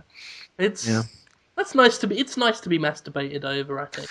I'll never forget the first time I found out guys were masturbating to me. I was at a cookout in Maine, and I had been on MTV reality show, and there was some drunk Hispanic gentleman who told me in a slurred Spanish accent, "Oh yeah, I jerk it when you're no shirt on. Oh," and I'm like, "Wow, what a good cookout." That's my story. I bet you left that cookout with a spring in your step, sir. It was a very nice compliment. Yeah, there was a nice. time. There was a lot of Hispanic people liked me on Road Rules because they suspected I was Hispanic. People do tend to like whoever they think is the most like them. And it was a lot of lesbians and a lot of gay men liked me. Most Caucasian women just asked me about the other guys on the show, if they were single, if I had their phone number and stuff like that. But if I went to a gay Spanish bar, look out. Signing autographs all night. That's true. That's actually, that is... Wow! Wasn't that bad? That's really cool. Oh, thanks, I'm actually Jim. genuinely... I think that is genuinely awesome. I enjoyed it. It is my dream that one day I, too, will be a gay Hispanic icon. But I don't think that'll happen. I hope so. You know, you're still young. Keep the dream alive, like Freiheit said in that song. Okay. Who's that? Freiheit? People are telling me that the best Village People song is called San Francisco. Do you know that song? I don't. I must confess, I only know the hits. I only know the hits. I'm told that is not only the best Village People song, but the best song about a city ever. So if the Podtoid listeners will check that out and let me know if that's true, that would be great. But should we do questions, Jim? I don't want to. We haven't got any. Talk. What? Do you want some questions? I've been playing Star Wars: The Old Republic all day. I ain't got time to do no fucking questions. I'm gonna whip us up some questions. I have one question, which is just Holmes lusting over Amy Rose from the Sonic games. Is that pedophilia, zoophilia, furryism, or other, or all of them? Jim, what have you done to my life? I've made it significantly more interesting. Yeah, you have. But wow, it's I can't vouch for it being better or worse, but it's different. Yeah, it's not the way it was. Normally, when they say that someone changes lives, it's always positive. But with me, it's more of a Russian roulette situation, a Rush-roo sitch, you know. Yeah, it's a different life. Sometimes it's better, sometimes it's worse. But either way, I'm happy for the changes. I mean, I'm actually really interested in this question because Rouge the Bat canonically is 17. I'm not going to say any more than that other than I'm interested in the answer to this question. There is a lot I've noticed of pedophilia, zoophilia porn. I think you were one of the first people to show me a picture of a Koopa with like a baby's body and like a small set of male genitalia. I don't remember that. It was you a few years back. You were like, "Hey, get a load of this." It sounds like something I do. It does sound like something I do. Here's one from Sir Toby. They're all pedophilia questions so far, Jim. Yes, Is it pedophilia when Mariah Carey touches herself and shows off her ass in front of Justin Bieber? No. I mean, she's not necessarily attracted to Justin. It's self-love, but for the benefit of a child. I mean, is it pedophilia if the child is legitimately benefiting and if they're grateful? Well, there are the two kinds of pedophilia, predatory and seductive. And seductive pedophilia, even though the kids may not find it unpleasant, is still statistically set to do some psychological damage to the child, he said robotically, as though it wasn't terrible. Still more pedophilia questions. Smurfy McGee asks, is it pedophilia every time Batman calls Robin his young ward?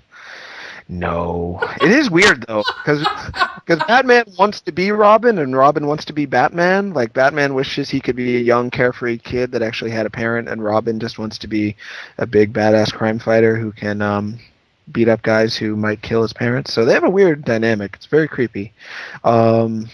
I'm sorry, I'm going to get to a question you can answer, Jim. Yeah, Jim, answer this one from Tom Purdy.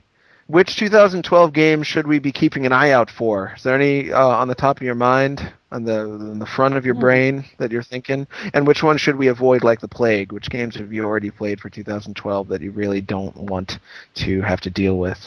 I don't think I've played anything for 2012. Final Fantasy 2, I guess. Have you played that? I'll be avoiding it. I've not played it. I wanted to say Kingdoms of Amalur, but Max has kind of taken the wind out my sails for that one a little bit, because he wasn't overtly keen.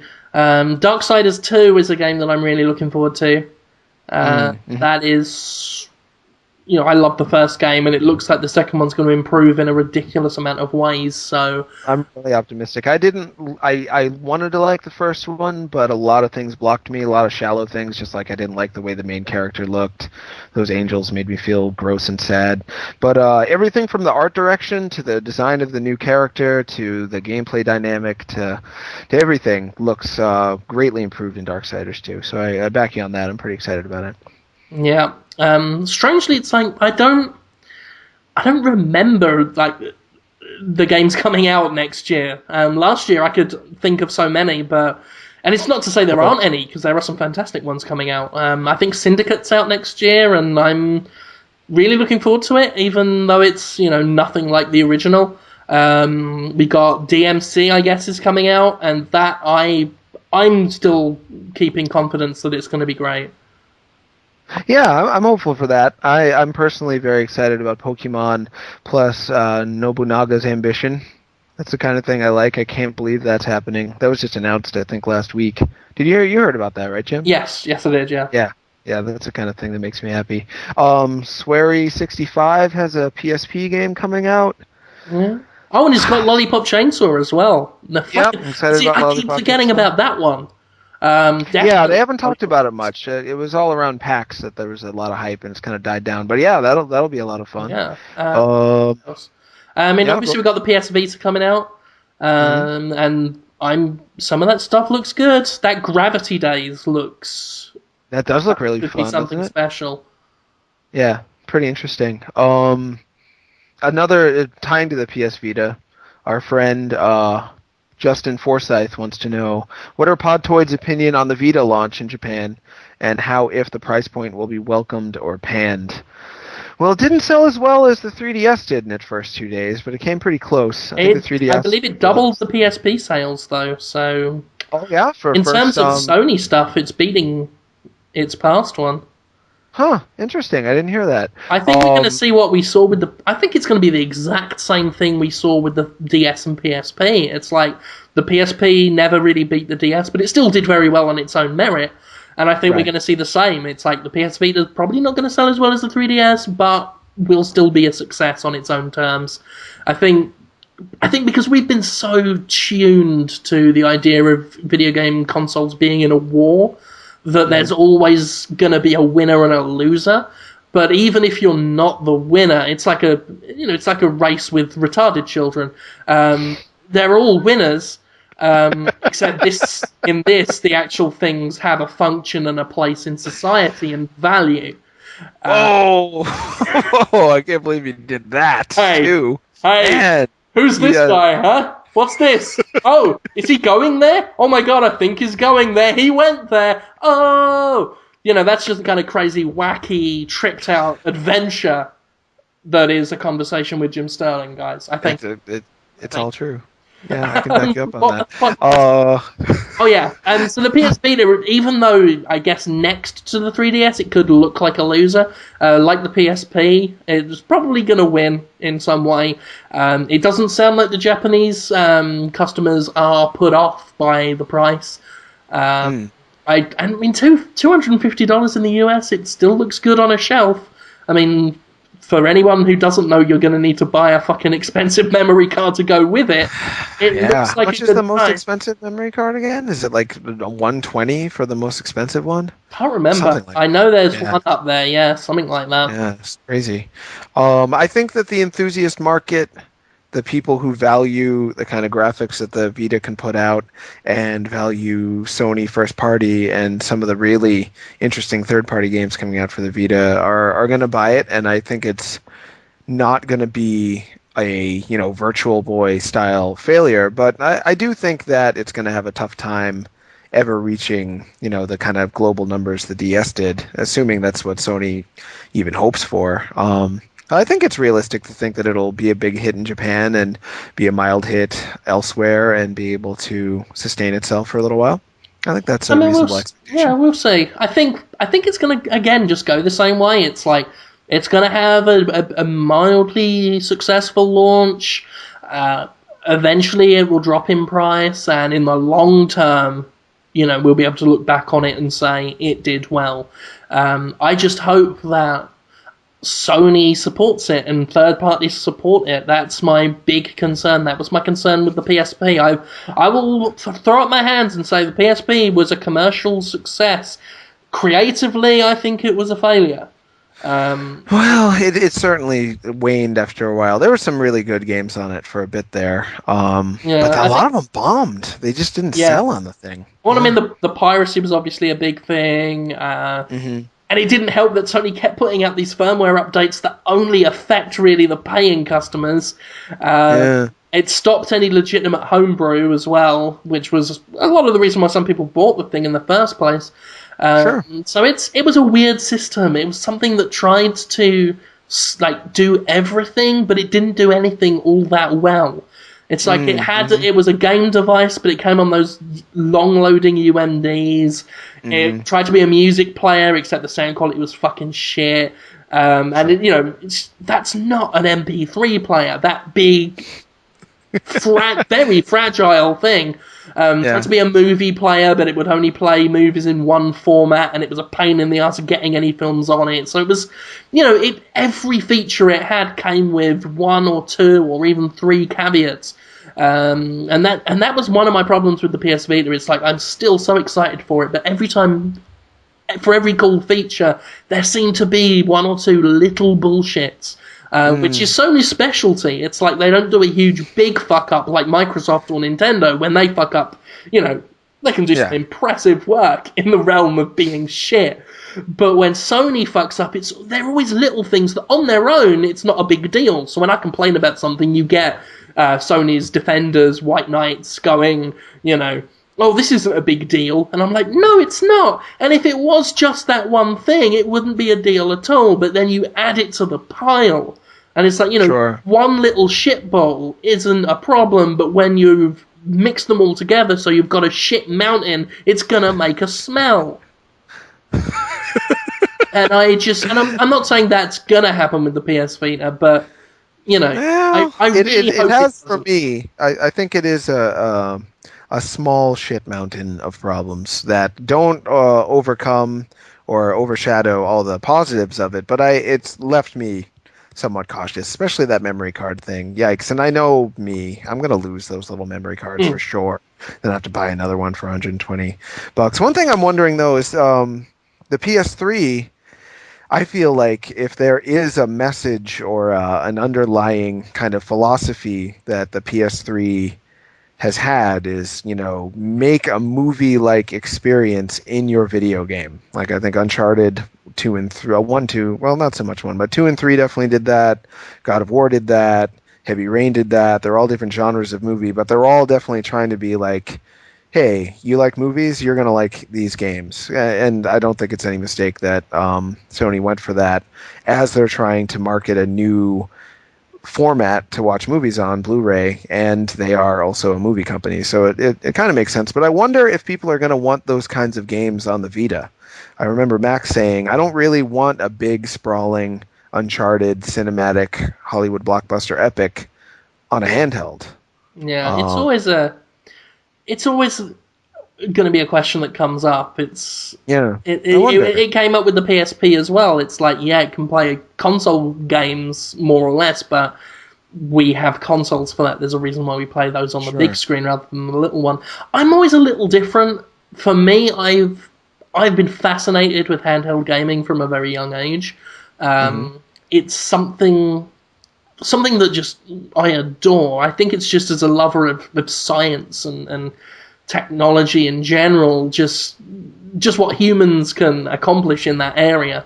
To see something like Uncharted running on a handheld device is part of what I live for as a game reviewer. You know, it's that they can do it. Yeah, it's and obviously you can't just sell a system on the strength of a gimmick, but it does appeal to me. Like, I love when I played Grand Theft Auto Liberty City. Oh no, that's not what it was called. Liberty City Stories. On the PSP when it first came out, I spent the first 10 minutes just like, I can't believe I'm playing the whole of Grand Theft Auto 3 City on a handheld. This is amazing. I am God. And that was one of the best-selling games on the PSP, as was God of War, the two God of War games. It's just the sheer amazement of that. I mean, I'm playing for review at the moment Grand Theft Auto 3, the original, on an iPod now, on my iPod Touch. And I'm like, dude, I'm playing Grand Theft Auto 3 on an iPod. This is amazing. It's actually amazing. Like, we take it for granted now. But that is actually amazing. I mean, if we could travel back in time to ourselves playing Grand Theft Auto 3 on a PS2 and tell them, in just a matter of years, you'll be playing that on your MP3 player. First of all, I'd say, what's an MP3 player? Is it like my Walkman? And then I'll kick the Walkman and say, no, you dick, these are shit, get rid of them. What are you doing with a Walkman? You were too poor to afford one of those. Go get your fucking Tonko sound friend, which is what you could afford back then, young Jim. But you know, I wouldn't believe it if someone told me that when I was younger, playing Grand Theft Auto 3 on a PS2. I could barely believe a game like that was running on the PS2.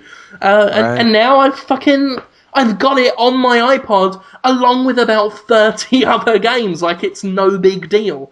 Just throw it on there. Yeah, and that's the kind of thing that excites me about the PS Vita, as did the PSP. Obviously, though, that experience is only going to work so long as we have developers prepared to put the work out there, you know? It's all down to that. At the end of the day, no matter how advanced your technology, software is what people buy systems for. So I want that breathtaking software to go with the breathtaking technology. And that's not something we're going to see until it's been out for a while. But fair play to Sony. They came out with what looks like a fucking healthy launch library. Yeah, true. Yeah, some good games there. I'm curious about... I was going to say real quick that I've lost that magic. You know that magic you just described, Jim, and how much wonder and excitement you expressed in saying that it's amazing to you to be able to play Grand Theft Auto on your iPod. Yeah. I haven't had that since I first discovered emulation. Not even doing it, but when I found out I could play arcade games, because arcade games were, me being older than you, that was like the pinnacle of everything. Like, you can play Street Fighter on your computer, Street Fighter 3 for free, then, you know, after that, it's kind of, what's the word for it, when you've had it so good that nothing surprises you anymore? It's just like, oh yeah, of course there'll just be sexy naked ladies showing up to my house. Like, Jaded. You're somewhat jaded. I still enjoy it, but I'm so spoiled by the world that I don't even really feel much from it anymore. It's sad. Hopefully, I'll get that. I mean, that's it. Back. It's like I try not to be in a lot of things. I think I've always to preserve a sense of wonder. I think is very important. And there's things I have wonder about, but technology, I don't have. 3DS, I was kind of impressed with 3D at first, and now I'm pretty spoiled by it already. Should I ask some more questions? Yeah, why not? Yeah? Fuck it. How much time by the way, have? did you know, I just wanted to talk about it a little bit because I like to share my life with Podtoid. Sure. Did you know that I now wear glasses? Oh, I read that on your tweets. You were tweeting about how you're farsighted, right? Nearsighted. Nearsighted, so you can see things that are close, but not things that are far away as well? Yeah, and from what I can tell, this has been for most of my life. But I always just figured it wasn't a big deal. I figured just most people must see like this. It's not that much of a problem. And then Alex, my wife, was like, no, that's not normal. You shouldn't be squinting to read the TV guide, and you shouldn't be unable to read signs and license plates and things. And of course, because I work at a computer and I review video games on a big screen, it's never impacted my day-to-day life. So I never had need. I don't drive. I work with a computer, so anything like I can live my day-to-day life just fine because that's all up close. In fact, I'm not to wear the glasses at my computer or when reviewing games, so I haven't got them on now, but I will take them off when I leave the computer room. So I lived perfectly happily normally, and because the near sight isn't that bad, like it's mostly blurriness, I can get around just fine. But then she's like, no, this is a thing. You should get glasses for this. Are you gonna get some? Are you gonna get some like sunglasses for them too? To keep your style going. I have got glasses that become sunglasses when you leave the house. That sounds good. They're like normal glasses, and then I guess they just color change and go tinty out in sunlight. Although I mostly only wear the sunglasses for video work anyway, so it's no big deal to just take those glasses on, pop on some aviators and do the filming and then pop my glasses back on. So that's no problem. Although the glasses do look nice, I think. I think I look quite nice with glasses, so maybe... Yeah, that you do. Maybe I don't need the sunglasses affectation so much now. But, yeah, it was just weird, especially because putting the glasses on for the first time and seeing a Levi sign in the clothes shop across from the lens mask crafters that we were in was amazing because I'd lived my entire life with things that far away blurry, and it's just become natural that it was... I couldn't talk, and I still struggle to find words to describe it. It's like basically I upgraded my reality to HD from standard definition, and it seemed just like with SD-TV, it seemed so normal until I saw actual textures and shapes and could read things without a blurry outline. That it's impossible to go back now. Everything so now. Speaking of going back, are you gonna go back and review Assassin's Creed 2 now that you can see that the wrinkles on his rump textures are really, really clean? Well, really clean textures. That's the beauty of this arrangement. Because I expected people to go, "Oh, you review wrong, man." Hey. Obviously, Bob, like Chong from Cheech and Chong. It's Bob, hey, man. Bob Dylan, of course, is one of my most ardent haters. And hey, man, you gotta re-review that Assassin's Creed, man. I think that game is great. You were obviously blind when you played that shit, dude. And then I'm like, no, Robert. They sound so friendly. They don't sound that nice when they talk to me. They sound like they're pretty good guys. Yeah, but the beauty The beauty of the arrangement is because of the way I'm nearsighted, it's actually wrong to wear the glasses while reviewing. Because I'm quite close to a large screen. And in those circumstances, I've been told by the optometrist I need to take the glasses off. So I actually played Assassin's Creed in the optimum visual settings for me. Okay. So I don't have to re-review anything because I did review them properly. To put the glasses on. And I don't remember you ever saying, well, it's a very fun game. I had a really good time playing it. However, the pockmark textures were a little fuzzy, therefore 5 out of 10. Yeah. I've never do that. It's No. not like that the visual fidelity is going to change the score that much. But the funny thing is because I've actually been playing the games correctly. So when I look at a screen, I'm seeing it how it's meant to be seen. And it's only when I look at the real world that I need the glasses. For about the past 10 years, that means video games have been more real to me than reality. Whoa. Okay. I thought about this the other day, and I thought it was incredibly deep and philosophical. Yeah. The game worlds I've been in for the past 10 years have been better more graphics real. than your real world. They've looked better. They've been more real to me than the fuzzy, hazy dream world that was reality. And then putting the glasses on. Did you know that the real world looks amazing? It looks so beautiful. I didn't know. Even something as simple as the grey concrete sidewalk has beautiful patterns that I never saw before. It's amazing. You're amazing. You sound like a classic, like On Drugs, maybe Simon and Garfunkel era, feeling groovy, sort of stepping down the cobblestones. Hey, Paul! I put my glasses on, and it looks so beautiful now. Do you know the song "Feeling Groovy"? That's you know that song. Garfunkel. Oh, is that our? Oh, that is Garfunkel. Hey! Oh my God! You know all about this, Paul. Wearing glasses. Oh, bright eyes.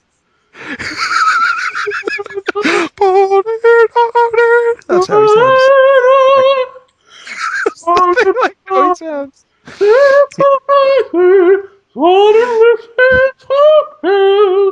Bright eyes. He never rolls his R's either. No. No, he does not. He does now. Yeah, he should. He does now. On track. Absolutely. Do you want more questions? They keep coming in. A lot of them are really personal. Like, what's your wife like? Do you love her? And they're not video game related a lot. Jonathan. Yeah. Here's a new weekly segment, right? Do you love your wife or not? And that's presuming that every week I may have a different. Well, you never know. Yeah, this week. Okay, yeah. I'll add that to my list of things that Jonathan Holmes thinks. Loves, wife, tick, yes. For now. For now, yeah. Did you hear someone did, his name is Jayhawk2009 on YouTube. He did an impression of the unintentionally sarcastic sounding old man, much better than when I do it. And he made an image of me as an old man that is simply amazing. I don't know how he did it. I'll link it to you. We should put it in the post just to congratulate Jayhawk, spelled Jahawk 2009 on YouTube. It's yeah, he should just do it. I don't think I'm going to do that voice anymore because he did such a good job of it. It seems kind of redundant. It's very good. Thank you, Jayhawk. Nice. You want more questions, Jim? Yeah, let's do one or two more, and then we can put a cap on this ass. Okay. People are asking about Steam sales. I don't have too much to say about that. Have you seen a show called Buy all the games for cheap. That's my opinion of the Steam sale. My longtime friend Nintendan, Dan Koopman, I don't know if he'll have a good answer for this. He has 1,200 Microsoft points, and barely an XBLA library. Which download title would you recommend, and why? Do you have an answer for that, Jim? The trouble is, anything I suggest will probably be what he's got. Right, or on the PS3 as well. Super Meat Boy I love a lot, and that is not on the PS3. If you don't have that already, I think that's a pretty good game, if you like that sort of thing. Yeah. Ilo Milo is a cute little puzzle game. Oh, yeah, that's a great game. That's good. Rascals. Give a big shout out to my friends at Halfbrick. Get them. Fucking get Ilo Milo, get Rascals. Then on the indie channel, you've got Wizorb. Yeah. It's a good sort of You've got game. I Made a Game with Zombies in it should be the de facto choice. That's just $1, right? That's just $1, as the game's lyrics in the song says. It is just $1. I actually prefer the Tempura of the Dead. Did you ever play that, Jim? I have not gotten around to that one. I've heard many good things. Yeah, it's a mysterious samurai comes to the United States, meets a big-eared African-American president of the United States, and they team up to kill all the zombies who are in New York City. But in order to really kill them in the most polite and spiritually effective way, they need to cut off their heads and then juggle their heads. Either if it's a samurai with a sword attack, with Obama, it's with machine guns. You have to juggle the head with precise timing until it turns into tempura, and then their soul goes to heaven. It's the only way to get a zombie soul to heaven, is to turn its head into tempura. That alone makes a game worth buying. And I think it's like $2 on the indie channel. It's really inventive. It's a show. There was some really good stuff on the indie channel. It just gets buried. That's a shame. Cthulhu Saves the World is. That's a good one. Yeah, I've only played a little bit of it, but it's a cute little RPG and worth checking out. And I hear Breath of Death 7 is a good one as well on there. So they're all worth getting. Yeah. Maybe I can't speak for it definitively, but I like Half Minute Hero a lot on the PSP. And I heard I think it's on Xbox Live Arcade. That version wasn't too bad either, so you could look into that. There's usually demos for XBLA games, right? You can get. Yeah, I think they're all like time trials that you can download at first. Try one called Applejack as well. That was recommended by Robert Florence, who's a Scottish comedian who did. I think I mentioned him on the last show. He used to do a show for Xbox Live Europe called Independent Charles, which was very much like the video game show What I've Done, but way more disturbing. And he recommended a game called Applejack, which did look really good, so I would check that out. Cool. Yeah, I think that's all I got. Is Spelunky on XBLA yet? I don't think so. It's still been delayed. Yeah, I don't think so. What a cute giggle you just did. Did I giggle? Yeah. No, I think you sounded like a geisha. I think that was just my breaky, ill voice just going, really? You gotta do something for the Christmas album, Jim. So you want me to record some music for you tonight? Is that what you want? Yeah, I'll tell you what. I'll send the lyrics along. See, I'm wondering maybe I should sing a sample to get you, because I've got an idea for the tune. I'm just not musical. I can't play any instruments. I'm not good at playing any instruments, but I will play them and record it.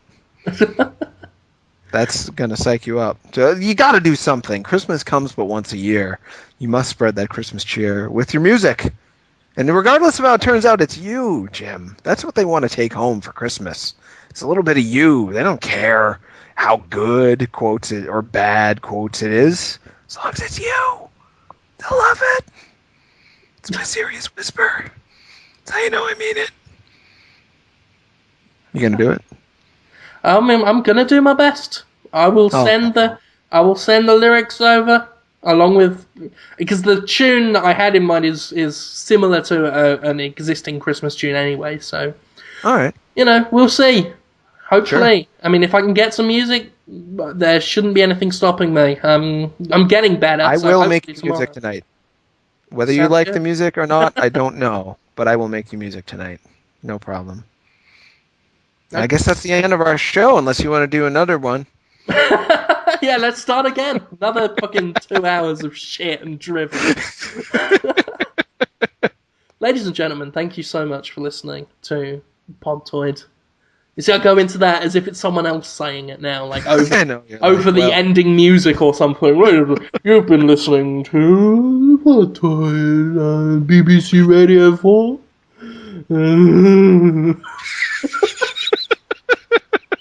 I just poked something on these headphones. I got Star Wars The Old Republic headphones on. For some reason, EA work with Razer to do a lot of PC products. And they sent me just a mouse, headphones. I got these Old Republic big headphones on. They sent me an Imperial Guard, a Senate Guard Star Wars statue. Which I broke by accident and had to throw in the trash. It was one of those horrible, pre-made, pre-painted, you slot the pieces together yourself. And, of course, that means none of the slots fit. So while I was jamming this arm into a socket, the gun broke, and I'd already pissed myself off, so I just threw it away. That's too bad. It was too bad. But anyway, I'm trying to end the show, and I'm just sorry. rambling like an idiot about my stupid stuff I got. I like it. I like thinking about your stuff and your house. I'm going to come into your house someday and just sit there. I want you to come visit and then film videos of me making you play games that you don't like. Oh, yeah, you wanted to do a new series. Jonathan Holmes, play this game. That would be great. I wish maybe we'll be able to do that via Skype someday. Oh, yeah, Sup Holmes is probably going to happen, I guess, in mid-January. People can watch out for that. It's going to be my new talk show on Skype. Yeah, hopefully it'll be good. Conrad Zimmerman is really excited about it. I asked him if he wanted to help. He's like, I'll engineer it. I'm going to cut in and out stuff. I can even be like your Ed McMahon style sidekick maybe. We might try to turn it into a podcast because it's going to be a half-hour long show. So people won't want to watch that. But they might want to listen to it. We'll see. So that's stuff. Yeah, we'll see. Well, in the meantime, you can check out Jonathan Holmes and myself on Destructoid.com. Max Scoville and Tara Long, who were with us earlier, they do the Destructoid show on Rev3 and on YouTube. The account's Dtoid. I guess that's it. Please keep listening. Write us little iTunes reviews. We have an app on for Androids, which just gives you the show to your phone. Mostly you're just giving us money out of the kindness of your heart because we ain't giving you anything for it. But you can buy that on Amazon's App Store, $2. The money goes towards not making a profit on this show. Yeah, it basically, to host the show costs X amount of money. The show makes X amount of money. Those two numbers are almost never the same. But they are covering, a lot of hosting costs, those apps. So yeah, we do thank you for buying them. They do help us break even, which is nice because, we do this not for any money, Podtoid. We do it literally for fun. And because Nero would like to have a podcast on Destructoid, which we do, and I love doing. So thank you for being so nice about the show, most of you. And yeah, thank you. And we will see you next week, I guess. And have a happy Christmasing. Yeah, it'll be post-Christmas next time. I hope everyone's okay. Yeah, hope you get your presents. Hope you get some fun. Hope you eat a goose and a currant bun, but after it, Christmas tree. You sounded so miserable during that. I love the Christmas songs that are happy lyrics but sad melody, Like, oh, we're so happy to be here. Yeah. So many Christmas carols are like that. Oh, glory to Jesus. Yeah, but they're miserable. He did a nice thing once in the Jesus times. Oh, Jesus. I forgot it's a Jesus Day. Well, happy Jesus Day, Jim. Good show. Good show indeed. Bye, guys. Bye.